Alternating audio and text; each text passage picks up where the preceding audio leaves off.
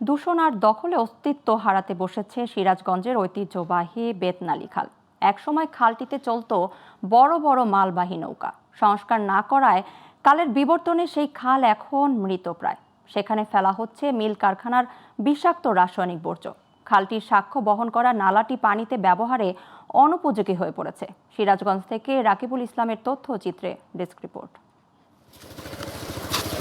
সিরাজগঞ্জ সদর ও কামারখন্দ উপজেলার খোকসাবাড়ি, শিয়ালকোল ও ঝাউল সহ বেশ কয়েকটি ইউনিয়নের মাঝ দিয়ে বয়ে চলা বেতনালী খাল। একসময় এই খালেই চলত মালবাহী বড় নৌকা।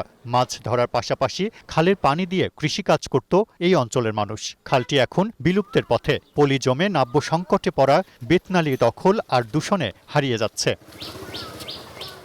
খালটির মরণদশা ডেকে এনেছে মিল কারখানার বিষাক্ত রাসায়নিক বর্জ্য।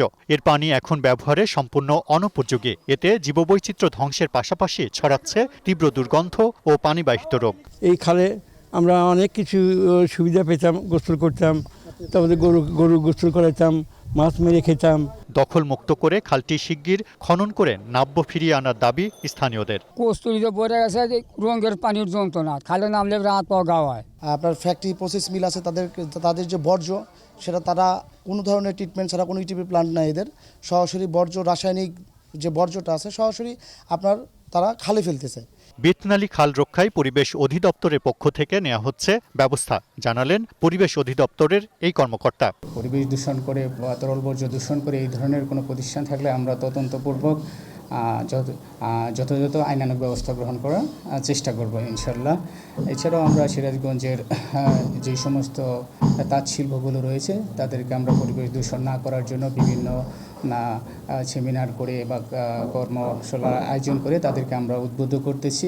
এরই মধ্যে খালটির ঐতিহ্য ফিরিয়ে আনার উদ্যোগ নেওয়া হয়েছে বলে জানান জেলা প্রশাসক। বেতনাল সহ সেগুলোর বরাদ্দ আমরা আশা করছি এই নতুন অর্থ বছরে আমরা শুরুতেই আমরা পেয়ে যাব, এবং পেলে আমরা এটা যে স্পেসিফিকেশন আছে, ডিজাইন আছে, সেই অনুযায়ী আমরা খালটা খননের কার্যক্রম শুরু করব। মরা বেতনালী খালে প্রাণ ফেরাতে দ্রুত কার্যকর পদক্ষেপ নেবে কর্তৃপক্ষ, এমনটাই প্রত্যাশা সিরাজগঞ্জবাসীর। Global television news desk.